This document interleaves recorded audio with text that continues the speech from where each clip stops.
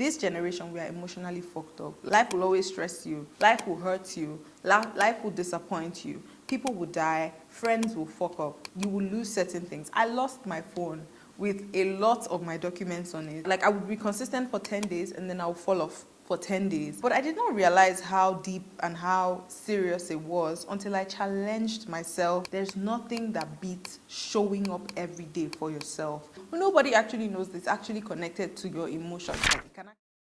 Hi guys, welcome to In the Real Life podcast. I'm so happy to have you here. If you don't know me, my name is Okike Okon and you're at In the Real Life podcast. This is your safe space. If you're someone that has a vision, standards for yourself, every day you're striving towards self-growth, self-improvement, getting sexier, stacking your money, you are at the right spot. There's so many people on this journey with you and we're building a community here. So you're welcome, you're with gang, okay? So I just wanted to give you guys a little update, a little life update, because second season ended and now we are starting the third season. So I'm so happy. I'm so excited. I have beautiful things in store for you guys. But I just wanted to give you guys, my journey of this year, my journey with consistency and how I started becoming consistent. It became quite clear to me around last year, just basically, let's say all my life. All my life that I'm not the most consistent person. But I did not realize how deep and how serious it was until I challenged myself to be consistent this year. I made use of my habit tracker that I designed last year. I designed this habit tracker not knowing how much it was going to be so helpful to me and all the people who got it. And I've been using the habit tracker to track my habits. And it has, when you do this over different months, January, February, March, you start to see a pattern. So I started to see a pattern with certain habits. And the habit tracker made it very clear to me about how inconsistent I was. I knew I was inconsistent, but damn, I didn't know it was bad like that. Guys, I would get stuff done. Like, I would be on a streak for maximum 10 days. That was the maximum amount of my consistency. And I did not realize that, I would be consistent for 10 days and then I would fall off for 10 days and I'll be consistent for another 10 days. Now, it's like, no matter how much you get done within those 10 days, there's nothing that beats showing up every day for yourself. There's nothing that beats showing up every single day for your dreams. And I never knew that I had a pattern of inconsistency. I just thought I was just inconsistent like everyone else. But until I tracked my habits and noticed my patterns and did, reflection and all of that, then I realized, oh my God, there's a pattern here. There's an issue here. So I started to try and do error elimination, like what is the problem? What's the problem? First of all, I noticed that obviously as a woman, before your period, a lot of people have PMS, like premenstrual syndrome. Like, I'll add the definition, but it's really a thing. And I realized that was one of the things that used to knock me off my consistency game. And secondly, I then realized that every single time minor stress happens to me, I will be knocked off my inconsistency game. And I realized, everything boils down to my emotions. Can you imagine? Consistency is such a technical, it's such a technical word, it's such a technical skill that everybody just thinks it's a skill. But nobody actually knows this. It's actually connected to your emotions. Like, it can actually be connected to your emotions. When I'm PMSing, my emotions are all over the place. I'm sad, I don't want to do anything, I'm disappointed or I'm frustrated or however I feel, I just do not feel my best. And then also when life hits me, like when I get stressed out, same thing, my emotions are affected and therefore my consistency is also affected. And when I realized this, I said, this is a game changer. It first of all means that I don't have the skills to handle stress. And that's so bad because life will always stress you. Life will hurt you. Life will disappoint you. People will die. Friends will fuck up. You will lose certain things. I lost my phone with a lot of my documents on it. My SIM, my contacts, In the Real Life podcast content was on that phone. It was so sad. And that was one major thing that actually knocked me off one of my consistency. Like, for the month of March, that was like the thing that knocked me off my consistency game. But I just noticed, but that's irrelevant. What is relevant is that anytime stress comes, anytime life stress comes, I'm knocked off. And I think this is the issue with a lot of people that have issues with consistency, is that the fact that we do not have clarity. We just know that, oh, I'm not the most consistent person, but we do not have the clarity about, what is the reason behind my inconsistency? Despite the fact that I am so motivated, despite the fact I know, how important consistency is, what is the thing that knocks me off my grind? What's the thing that knocks me off my streak? I don't have to show up 100 every day, but what's the thing that even stops me from showing up at all? Even 20% I don't show up. What's that thing? And I boiled it down, as I said, to two things: stress management, one, and emotional regulation. Guys, we need to learn to process and control our emotions.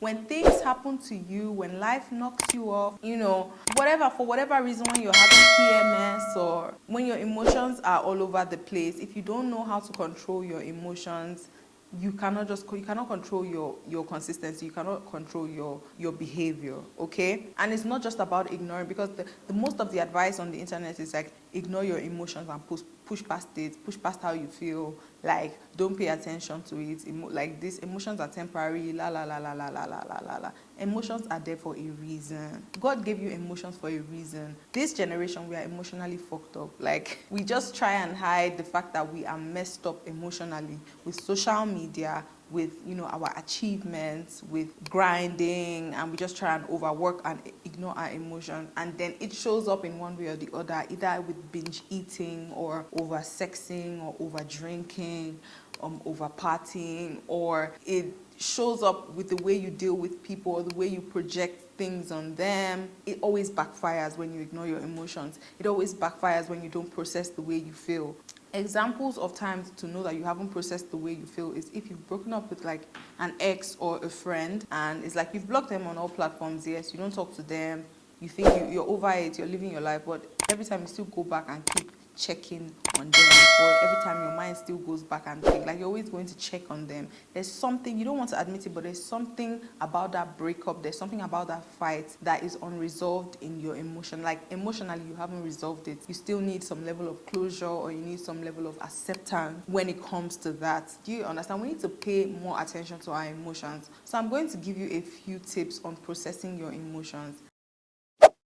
I will say this over and over again: clarity. When something happens to you, a lot of emotions can come up, from frustration to sadness to disappointment. However, when you don't get clear on what the major issue is, on why you feel the way you feel, exactly like what the tea gong is, when you do not get clear on that, all those emotions of the negative emotions all just boil up together. When you braid your hair, it just braid up together and just form a tight knot. Then it starts affecting you. Then it stays for days. A way to get clarity, guys, is to journal. Throughout the season, you're going to hear me scream journal. Oh, I'm a journaling advocate. Dear diary, write it.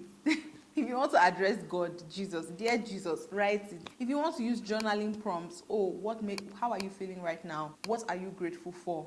What is the most disappointing thing about this situation? Use journaling prompts. Guys, when you get clear, sort your emotions out. When you sort them out, you can then begin to, deal with them one by one, okay? So get clear on your emotions, get clear on why you feel the way you feel, and then when you get clear on it and you get rid of all that emotion, just, you need an outlet, and journaling is an amazing outlet. Get clear on that.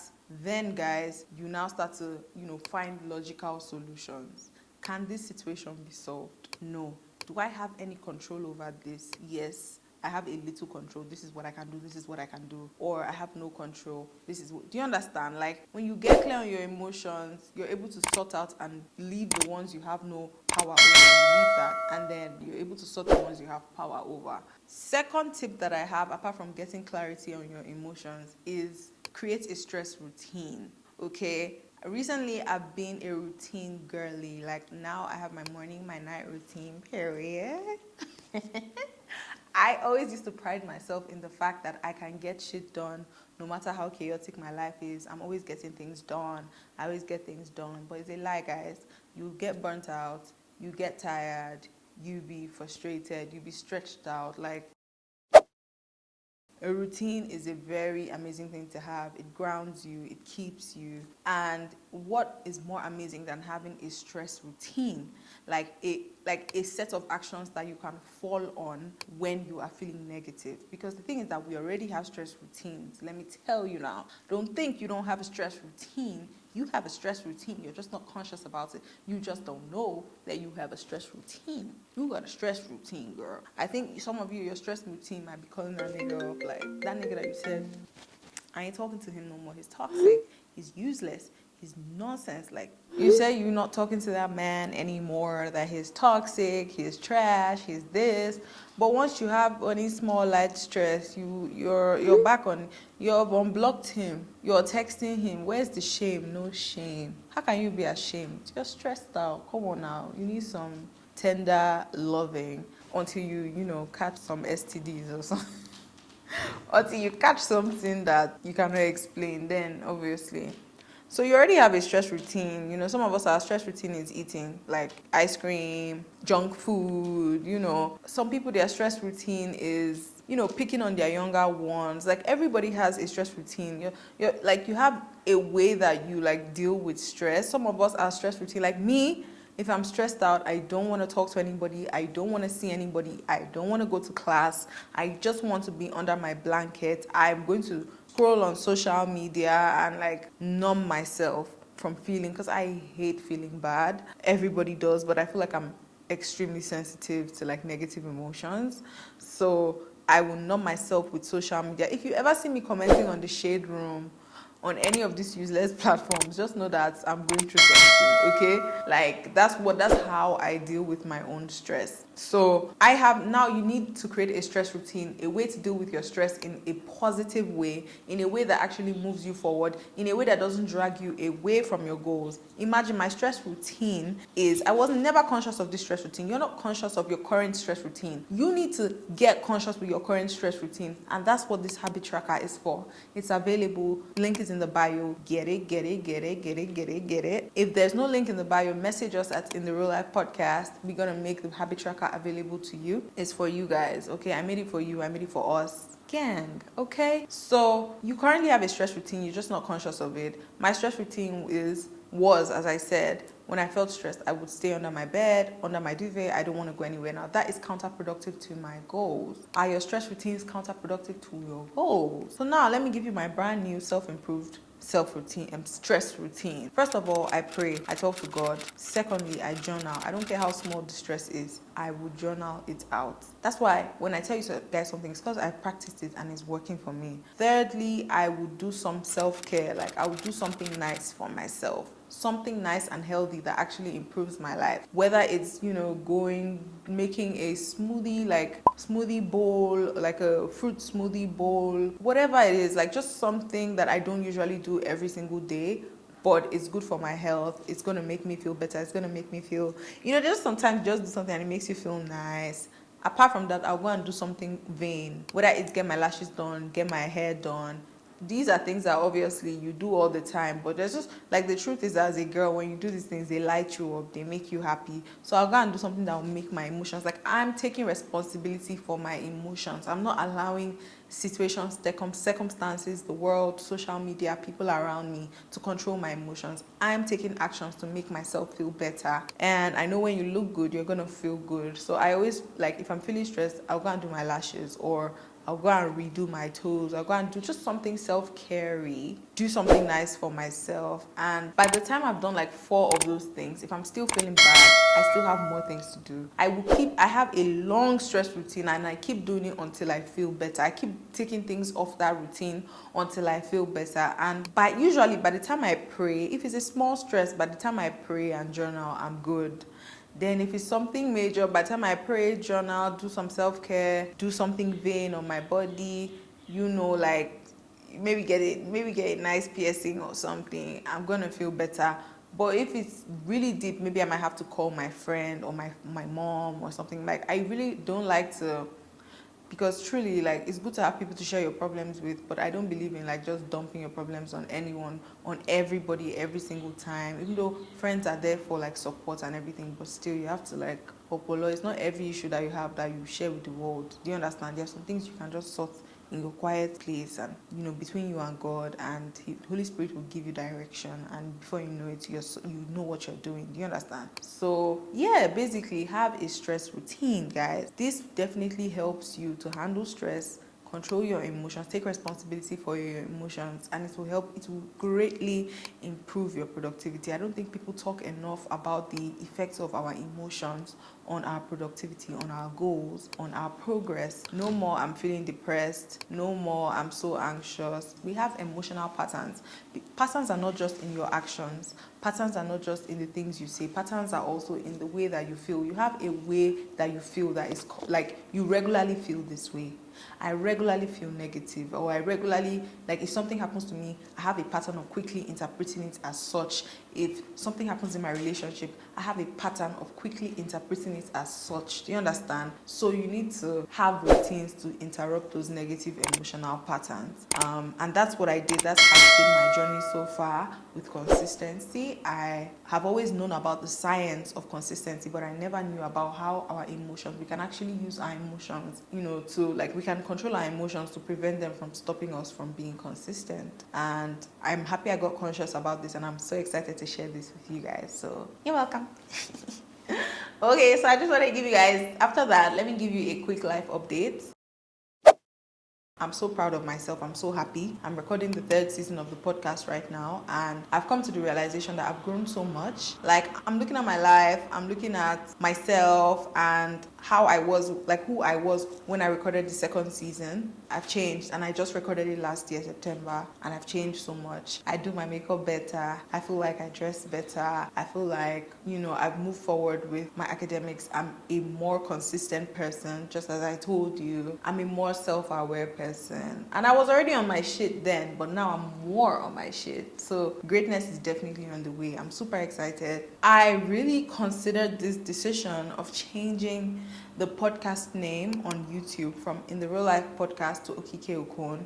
I've been very much stuck on the idea of In the Real Life Podcast because that is the idea that came to, that was the name of the podcast when I created it. However, the issue is findability. People being able to type Okike In the Real Life Podcast on YouTube and be able to find us. There's so many real life podcasts. And I was the first to do it too. I don't know for these people. I was the first. Anyways, I'm changing the YouTube name for the podcast to Okike Okon just because I know there's no other Okike Okon. If I find another Okike Okon on YouTube, it's going down. We're going to have to tussle, okay? So I'm changing the podcast to Okike Okon, and this is going to increase, I have to do what's best for the podcast. I have to do what's best for the content that I'm putting out. People need to be able to find it, and Okike Okon is how they are going to be able to easily identify and find our content and join our family. Secondly, I am starting a new vlog series called Ex-Lady Girl Diaries. I'm so happy about this. I'm so excited about starting this Ex-Lazy Girl Diaries, because I had the idea this year to start a vlog series, but I just struggled with the idea of I'm not a YouTuber, I'm a podcaster. I'm not a vlogger, I'm a podcaster. But there's nothing wrong with, as you evolve, your identities will change. I always, I'm advising people, so I want to show them how I implement it in my life, just to show I'm not perfect. I don't have it all figured out. I'm just doing the best, putting my best foot forward every day, just as you are. And I just wanted to show people practically how I do it, and just wanted to kind of be more vulnerable with the family, with the In the Real Life Podcast family, for lifers. If you didn't know, we are called for lifers. Lifers, okay? So that's basically tea. That's the update. Stay tuned for our first vlog. It's coming next week. Please stay tuned. It's going to be really late. It's going to be really fun. And I feel like this is going to be a good way for us to connect. I have amazing guests lined up for this season. I have amazing topics lined up for this season. Stay tuned. I'm so excited. And thank you so much for tuning in.